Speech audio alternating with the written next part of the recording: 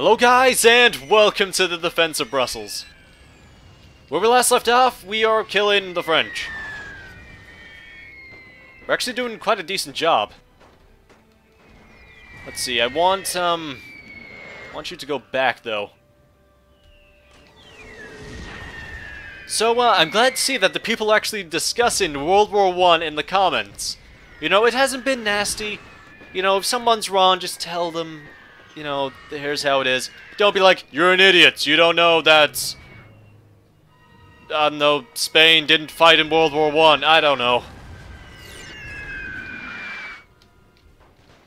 But yes, personally myself, I love history. That's why I play like strategy games, like Empire. Because what's better than learning about history is making it yourself. And I love making like this small nation become a massive, sprawling, impossible empire. And that's why I'm here. But yes, in the actual World War I think, the world's foremost superpower was Great Britain. Pretty much undisputed. I'm trying to also think, why isn't Great Britain fighting? I'm trying to come up with, reasons. The reason why, Great Britain didn't join, well, actually joined World War I to begin with, was not because they invaded Belgium. That gave us a actual region. By the way, I say us because I'm British. Okay? You know, Hail Britannia. Empire for life, you know, even though we lost the Empire, gave it back. So if you're asking what nationality I am British. So, there we go. Just because I'm British doesn't mean it's distorted my views in any way. Great Britain was the foremost superpower of the world up until World War II, and even going up to that, it was kind of being disputed. The reason why we joined World War I to begin with, as far as I know, it wasn't because Belgium got invaded. That gave us a, you know, an actual reason for the international stage. That's why we're going to war. The actual reason, I think, is, the British Empire relied on the goodwill of France and Russia. Because Russia, you know, is close to China, close to ports in Japan, and all that sort of stuff.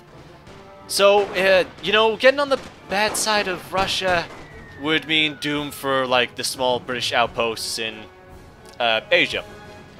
France controlled a lot of Africa, so going to war with France would mean, you know, probably losing out on all the resources of Africa.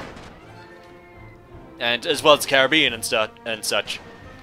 So, whereas Germany was actually a rival of Great Britain, rivaled their navy. Which is why we was the foremost superpower. So, Great Britain couldn't afford to let Germany take control of Europe. Which is why we joined the French, the Russians, and... here we go. Here we go, yes. Here we are, that's what I meant to say. You know, if I'm getting this wrong, tell me. You know, I'm probably gonna get some people telling me that I'm wrong. But yes... It's undisputed now, at least I think it's pretty much undisputed, that today it's America that's the superpower of the world. Back then, though, Great Britain had the largest navy, could raise the largest military. You hear about British soldiers. I'm pretty sure most of the British soldiers were Indian. So, yeah. They fought on most of the fronts. We definitely imported a lot. Not to say that there wasn't a lot of men coming from Britain itself. Got the PAL companies or friend companies or something. They'd like get entire towns together and make it like a group, like a team. So there'll be teams from Leeds or something, or York. And they'll be in PAL companies, and you know, it'll be like comrades in arms and such. God, I'm pretty sure Great Britain was gun-ho for a war. They was waiting for something to happen. And when it happened, they immediately regretted it. But up until then, Great Britain was raring for a fight. Where are you going? I've not been paying attention to the fight in any way. I've just been sort of explaining what's going on. Yeah, I haven't paid attention to this battle at all. We seem to be winning, as far as I can tell. People have been saying stick the difficulty up. I can't, and even if I did, all that would mean is that they wouldn't choose better tactics. They would just be harder to break. And that's it. That's all that would happen. You know, it's...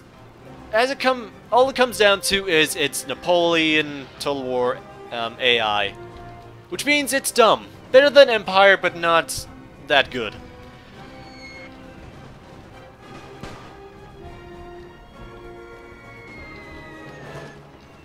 So, I've dumped all the facts I know, well, most of the facts I know about World War I. I know that Germany, by all accounts, if we're just going by the European theater, by all accounts, Germany should have easily won. They could, without the British Empire, Great Britain probably wouldn't have been able to do much in the war. They would still have a decent navy blockade, you know, it had a good army, you know, a small elite force. But Germany, first off, it's impressive that Germany can fight on two fronts against three nations pretty much by itself, because Austro-Hungary, apart from being on the Italian front, there was a dead weight. You know, all they could do is hold the Italian front in the mountains. Apart from that, there was dead weight. I'm pretty sure Germany themselves said they was shackled to a corpse. And, that's... in the European theater alone, Germany should have won. That's what I'm saying. Across the world, with all the resources that Britain and France could pull in, they would have won the war. It was inevitable. Without America's intervention... By the way, I'm not sure if America actually comes in. There's actually a faction for America. But I don't know if they'll actually come in. Maybe they'll just drop into France at some point, I don't know. But even without America joining, Britain and France would have won. By the time America got there, we developed tactics, we developed tanks, and we was already sort of pushing the Germans out. Germans were, like, already exhausted from years of trench warfare. But, you know, the 250,000 Americans dropping in, like, every week or month, that definitely helped, I have to say. Even if they didn't listen to the tactics at first.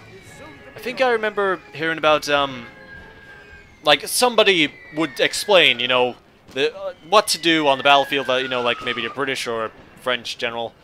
And then, an American captain, because the Americans were fiercely independent of their military. Didn't want to be run by, you know, the British or the French, you know? Because they felt that, well, the British and the French haven't won the war in 4 years, so obviously their tactics suck. Obviously, right? So, what they did was they did, what we did in 1914 and 1918, which was charge over the trenches and get shot by machine guns.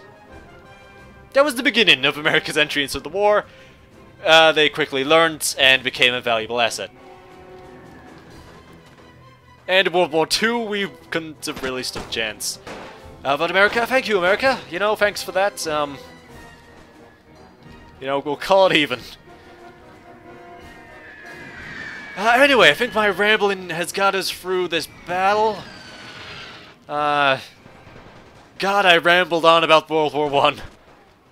Please discuss, comments, you know, if I'm wrong, please in all caps say I'm wrong. And how America, like, dropped the first nuke on Germany's doorstep, even though it was 1914. Yeah, just whatever. Have we won? Did I actually ramble through the entire battle? I think there's, 1 unit... Okay. Yeah, in battle. See the results. Okay, so I lost 448 men, and they lost 1,858 men. So there goes another French army. In fact, can I, take you and tell you to kill them? Yep. Okay, not quite, but, actually, yeah, go finish him off.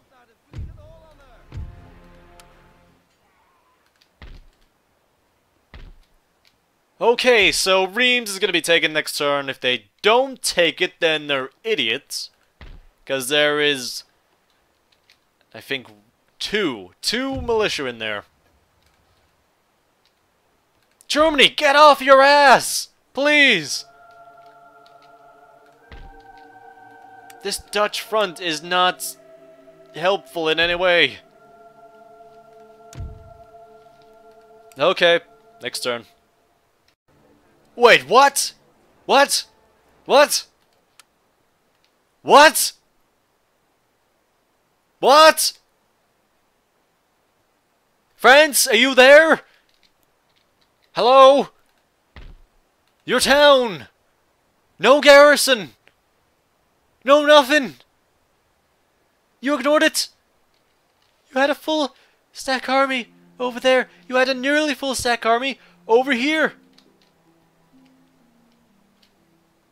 Why? Just why? You're a fool, friends!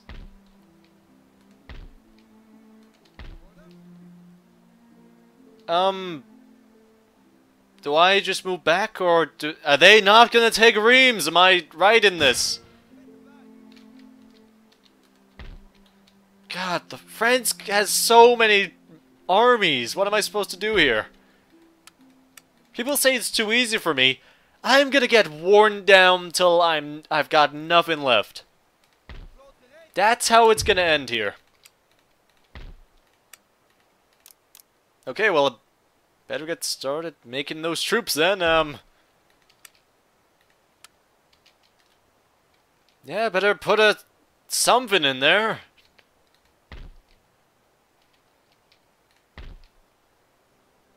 I have no idea. Honestly, have no idea what's going on here. I'll repair the college anyway. Yeah. Next turn. You know what? I figured it out. We must have wiped Reims off of all the French maps. They don't know it's there. The armies wander around. It's like, is there a town here? It's like, no. All we got is this giant cross where we think it's supposed to be. But why would there be a cross there if it's not there? Well, if it is there, so obviously it's not there. Yeah, okay. That's fine. This army is actually nearly destroyed.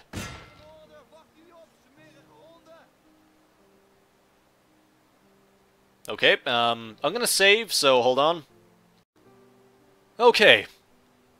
Let's move to Reims, just in case they finally realize that the giant X on the map is actually a town.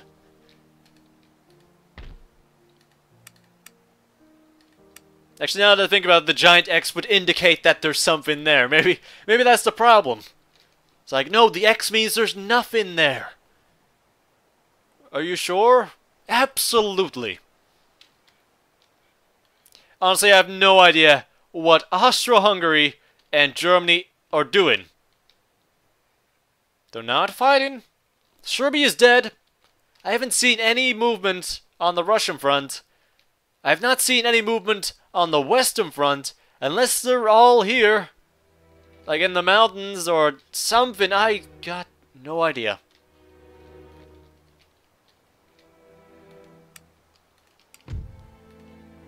I'm just going with it as it comes.